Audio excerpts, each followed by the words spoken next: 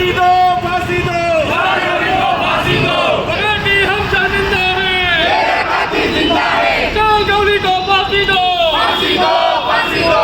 चाल गौली को फांसी दो, फांसी दो, फांसी दो। हमारी यही सब मांगे। मैंने आपको बताया कि सबसे पहले फास्ट ट्रैक में काम होना चाहिए, उसको फांसी दी जानी चाहिए, उसको मुआवजा दिया जाना चाहिए। और जब भी कोई भी गुमशुदा केस जाता है पुलिस के पास, उसमें तुरंत एक्शन लिया जाना चाहिए जब वो केस महिला या बेटी या लड़की का हो। और शक्ति कायदा जो धूल खा के बैठा हुआ है इतने सालों से, वो विधानसभा में पास हो गया है, सेंट्रल में अटका पड़ा है, उसमें कब सुनवाई होगी? सरकार तो अपनी आ चुकी है ना, कौन से दिन का रास्ता देख रहे हैं?